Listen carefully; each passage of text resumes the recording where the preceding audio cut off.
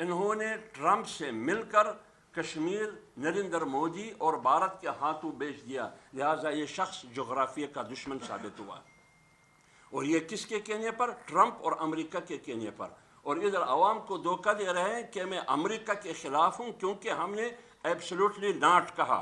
Absolutely not نہیں، آپ نے جو غلامی امریکہ کی تاریخ میں کسی نے بھی نہیں کی، تم نے کشمیر نریندر مودی اور بھارت کے حوالے کیا ٹرمپ کے کہنے پر۔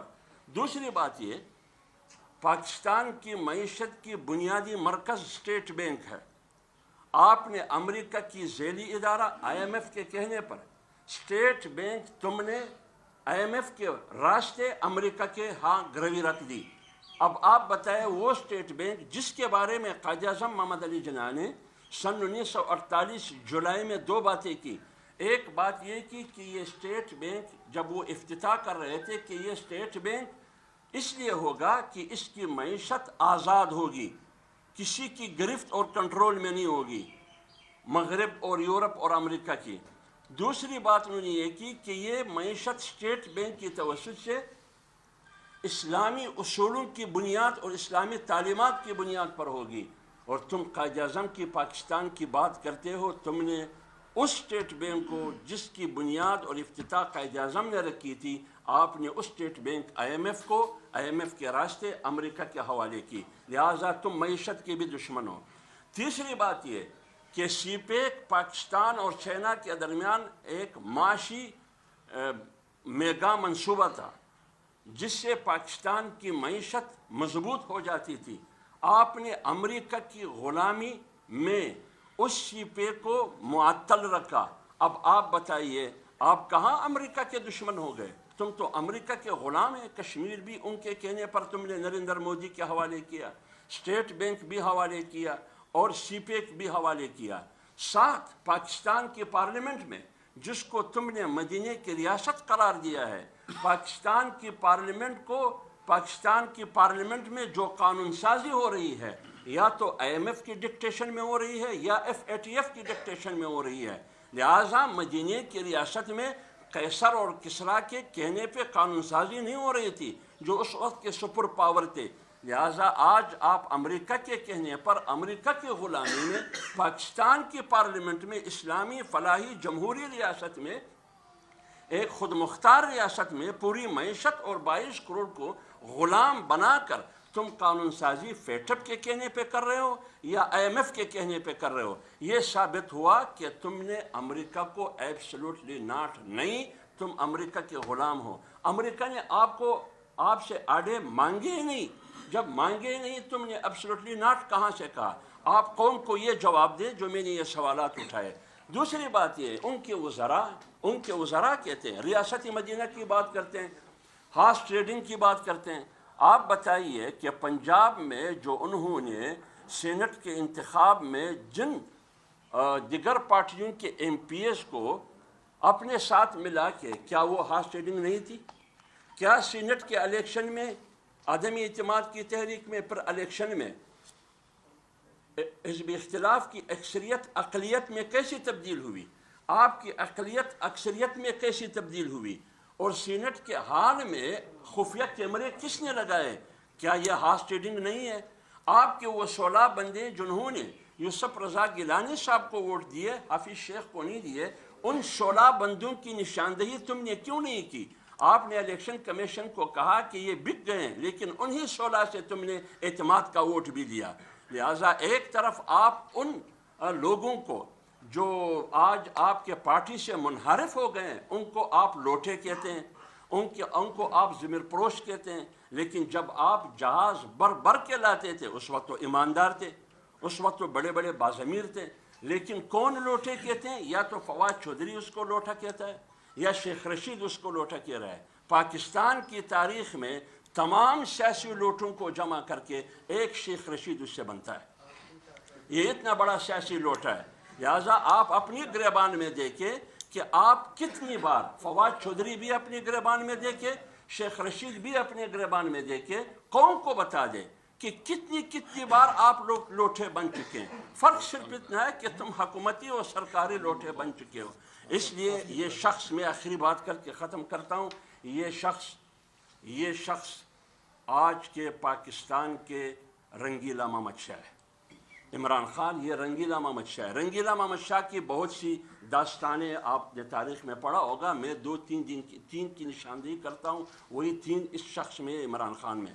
نمبر 1، وہ شخص قانون توڑنے اور بنانے کی مرض میں مبتلا تھا۔ یہ شخص بھی راتوں رات قانون توڑتا ہے، راتوں رات قانون بناتا ہے، یہاں تک کہ اسپیکر کے ذریعے اس کو ایک ٹائیگر فورس بنا کر پوری ایوان کو یرغمال بناتے ہوئے انہوں نے آئین کو روند ڈالا۔ 14 دن میں تم نے اجلاس بلانا تھا ریکوزیشن کے کال پر، لیکن اپوزیشن کی ریکوزیشن کے کال پر آپ نے ابھی تک نہیں بلایا کہ میری مرضی ہے، میں جب بھی بلاتا ہوں۔ بھائی یہ پارلیمنٹ ہے پاکستان کی، سن 1973 کی آئین کے مطابق، یہ بنی گالہ کی چار دیواری نہیں ہے، نہ یہ پاکستان تحریک انصاف کی سب آفس ہے، یہ پارلیمنٹ ہے، اس کی رولز ہے، اس کی ضوابط ہے۔ لہٰذا یہ شخص جب سے آئے 63 بار انہوں نے آرڈیننس ایوان صدر سے جاری کیا ہے، پھر پارلیمنٹ کہاں ہے؟ اس لیے یہ رنگیلا محمد شاہ ہے کہ یہ رات کو قانون توڑتا ہے، دن کو بناتا ہے، دن کو توڑتا ہے تو رات کو بناتا ہے۔ یہ غیر متوازن شخصیت ہے۔ دوسری بات یہ، رنگیلا محمد شاہ یہ تھا کہ ان کی حکومت جو سلطنت مغلیہ تھی، ان کی وجہ سے سیاسی بحران کا بھی شکار ہوا، معاشی بحران کا بھی شکار ہوا۔ اس عمران خان کی وجہ سے آج پاکستان معاشی طور پر بھی ڈوب چکا ہے اور سیاسی طور پر بھی بحران کا شکار ہے۔ اس لیے یہ پاکستان اور پاکستانی قوم کے لیے ایک زہریلا اور مہلک بیماری اور برائی اور منکر کی علامت ہے، برائی کی۔ اس سے نجات دلانا پوری قوم کی ذمہ داری ہے۔ لہٰذا تحریک عدم اعتماد منہ کر کے اس مقصد کے لیے کہ اس برائی سے، اس بیماری سے قوم کو کیسے ہم نجات دلا سکتے ہیں، اور انشاءاللہ یہ چند دنوں کا مہمان ہے، اس کو رخصت کریں گے، اس کو بنی گالہ اور اڈیالہ جیل کا مہمان بنائیں گے۔ ایک مطالبہ اور میں کرتا ہوں کہ جتنے بھی عمران خان سے لے کر ان کے وزراء ہو، ان کے مشیر ہو، جتنے بھی ہو، ان سب کا نام ACL میں شامل ہونا چاہیے، ان کو باہر نہیں جانے دینا چاہیے، کیونکہ یہ لوگ کرپشن کر چکے ہیں۔ یہ اپوزیشن کو چور چور کہتے ہیں، لیکن آٹا چور، چینی چور، دوائی چور، پیٹرول چور، LNG چور، تمام چوروں کا مجموعہ، اور اس کا سربراہ عمران خان خود ہے۔ کہتے ہیں کہ میں معروف ہوں۔ بھائی پاکستان کی سب سے بڑی بدی اور برائی اور منکر آپ ہو، لہٰذا آپ سے نجات دلانا یہ 22 کروڑ عوام کی خواہش بھی ہے۔ میڈیا ہمارے سامنے کھڑا ہے، میڈیا کے خلاف پیکا کا قانون آپ کے سامنے ہے۔ اس سے پہلے جو قانون انہوں نے لایا کس مقصد کے لیے؟ یہ چاہتے ہیں کہ ہر شخص میری تعریف کرے، لیکن تعریف ممکن نہیں ہے۔ آپ چوری کے نتیجے میں ووٹ چوری کر کے مسلط ہوئے ہیں۔ آپ سب سے بڑے پاکستان کی تاریخ میں سب سے بڑے ڈکیت ہو۔ چور کا لفظ بھی آپ کے لیے کم ہے، ڈاکو کا لفظ بھی آپ کے لیے کم ہے، آپ سب سے بڑے ڈکیت۔ کچھ سوال جی؟ بہت شکریہ۔ انتظامیہ کی طرف سے یہ بتایا گیا کہ ایک دن کے لیے ہم جلسہ کی اجازت دیں گے، تو ابھی آپ صاحب بتا رہے ہیں کہ ہم 26 کو آئیں گے، 27 کو بھی رہیں گے، 28 کو بھی آگے اب یہ ٹکراؤ بھی پیدا ہو رہا کہ انتظامیہ کی طرف کہہ رہی ہے ایک دن اجازت دیں گے اور پھر دیکھیں جی، پاکستان کا آئین اور قانون ہر شہری کو احتجاج کرنے کی، جلسہ کرنے کی اور پرامن جلسہ کرنے کی بالکل اجازت دیتا ہے۔ اور ابھی جو سپریم کورٹ میں یہ کیسز زیر سماعت ہیں، کچھ کے اوپر تو سپریم کورٹ کا فیصلہ آ چکا ہے اور کچھ ابھی چل رہے ہیں، صدارتی جو ریفرنس ہے وہ بھی چل رہا ہے۔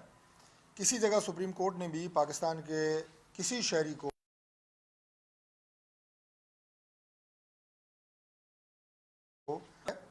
اور ہم اپنی جماعت کی طرف سے بھی انہیں اپنا پروگرام تحریری طور پہ دے دیں گے۔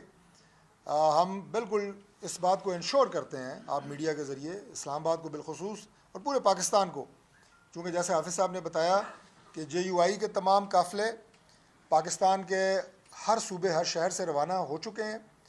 ہمارا بھی ایک تفصیلی پروگرام، ہمارے جو پنجاب کے صدر ہیں رانا ثناء اللہ خان صاحب، ان کی قیادت میں پورے پنجاب کا باقاعدہ ایک، آپ یہ کہیں کہ انتہائی کیلکولیٹڈ اور انتہائی ایک منظم پروگرام جو ہے وہ ترتیب دیا جا چکا ہے ہر ڈویژنل صدر کو۔ پنڈی کے ہمارے ڈویژنل صدر جو ہیں وہ یہاں تشریف فرمایا، ملک ابرار صاحب، ہر ضلعی صدر کو پہنچ چکا ہے۔ اسی طرح ہمارے باقی صوبوں کے جو ہمارے صوبائی صدور ہیں، ہمارے ضلعی عہدیدار ہیں، سب کے پاس یہ پروگرام جا چکے ہیں. تو یہ ایک بہت گرینڈ موبلائزیشن ہے، اور وہ اسلام آباد میں وہ ایک حتمی جو اجتماع 28 کی شام کو یہاں پہ ہو رہا ہے، تو مجھے پورا یقین ہے کہ اسلام آباد کی انتظامیہ اس سلسلے میں پورا تعاون کرے گی.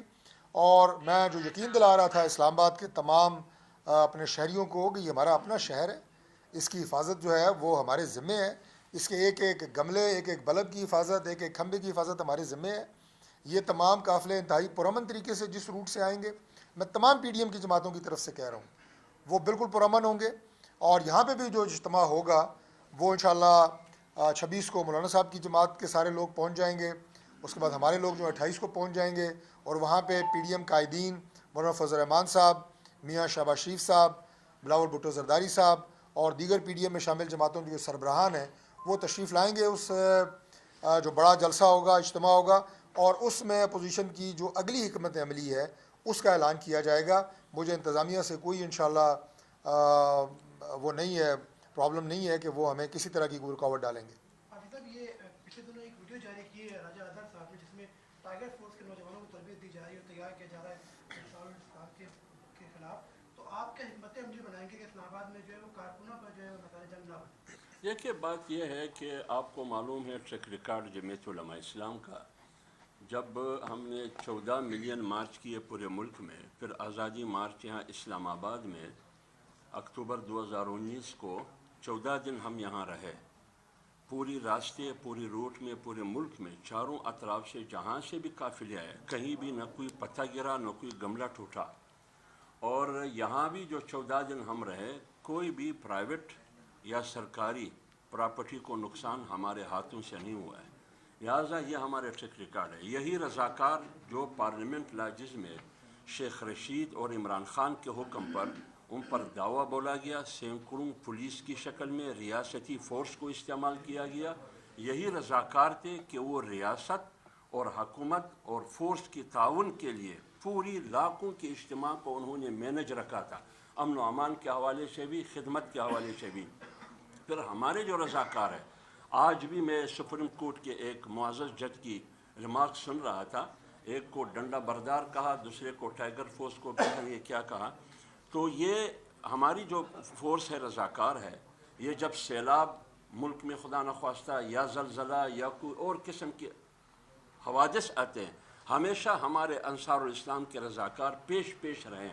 کوئی ایک ایسی مثال ہمیں بتا دے کہ ہمارے کارکنوں، ہمارے رضاکاروں اور انصار الاسلام کی وجہ سے کسی کو نقصان پہنچاؤ.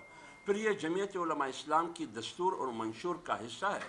اگر جمعیت علماء اسلام دستور اور منشور الیکشن کمیشن سے منظور شدہ ہے تو پھر یہ بھی ایک منظور شدہ ذیلی تنظیم ہے. تو پھر اس کے خلاف کیوں اس قسم کے ہتھ کنڈے کیے جاتے ہیں؟ اور آپ دیکھیں ان کا جو ٹائیگر فورس ہے پی ٹی آئی کی، تحریک انصاف کی، آپ میڈیا پر دیکھ رہے ہیں، آپ لوگ دکھا رہے ہیں، میں تو نہیں دکھا رہا ہوں، نہ پی ڈی ایم دکھا رہا ہے. وہ بڑے بڑے ڈنڈے، اس میں کھیل بھی وہ لگا رہے ہیں. یہ کس مقصد کے لیے؟ یہ چاہتے ہیں عمران خان، میں آپ کو یقین سے کہتا ہوں، یہ بندہ اپنے کرسی کے لیے، اپنے اقتدار کے لیے تصادم اور ٹکراؤ چاہتے ہیں یہ شخص، تاکہ تصادم اور ٹکراؤ ہو، ایک تیسری قوت آ کے مسلط ہوں. لیکن اپوزیشن کی جماعتوں کی اور پی ڈی ایم کی جماعتوں کی، جمعیت علماء اسلام کی، ان تمام کی کوشش یہ ہے کہ وہ ایک پرامن احتجاج کرے، پرامن جلسہ کرے. یہ اگر وہ 126 دن کا دھرنا کر سکتا ہے تو میں 2 دن اور 1 دن کا کیوں نہیں کر سکتا، 3 دن کا کیوں نہیں کر سکتا؟ انہوں نے پارلیمنٹ پہ حملہ کیا، انہوں نے پی ٹی وی سینٹر پہ حملہ کیا، انہوں نے پی ایم سیکریٹریٹ پہ حملہ کیا، انہوں نے سپریم کورٹ کے دیواروں پر شلواریں لٹکا دی، انہوں نے 18 اور 17 گریڈ کے پولیس آفیسر کو زد و کوب کیا، انہوں نے پارلیمنٹ کے سامنے، پی ایم اور ایوان صدر کے سامنے، پی ایم اس کے سامنے، سپریم کورٹ کے سامنے، اپارا کے درمیان انہوں نے ایک نئی ریاست ایجاد کی تھی.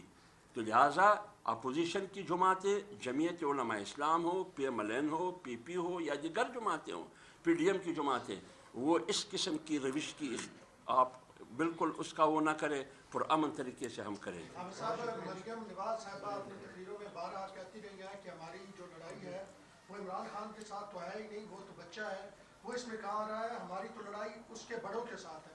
تو اب پوری اپوزیشن پیپل پارٹی PTM جو ہے وہ عمران خان کو گرانے پہ لگی ہوئی ہے. تو کیا جو بڑے تھے ان کے ساتھ کوئی اگریمنٹ ہو گیا ہے یا کوئی خوف ڈر یا کیا وجہ ہے کہ اب عمران خان کی طرف سے؟ دیکھیے بات یہ بنیادی طور پر ہمارا بنیادی مدعا کیا تھا 25 جولائی 18 کے الیکشن کے نتیجے میں ہم چاہتے تھے کہ ہر ادارہ آئین کے ڈومین میں رہتے ہوئے اپنے پیشاورانہ ذمہ داریاں پوری کر لیں. وہ ادارہ عدلیہ ہو, وہ ادارہ پارلیمنٹ ہو, وہ ایگزیکٹو ہو, وہ اسٹیبلشمنٹ ہو. یہ ایک آئینی تقاضا ہے, لیکن یہ ہماری جدوجہد تھی. آج اگر نیوٹرل کی بات سامنے آئی, نیوٹرل کی بات ہم نے تو اس کا خیر مقدم کیا ہے, لیکن وہ جو مچھلی کی طرح آگے پیچھے ہو رہا ہے وہ تو عمران خان ہے, ان کی پیٹ میں درد ہے. آپ کو نیوٹرل سے کیوں درد ہے پیٹ میں؟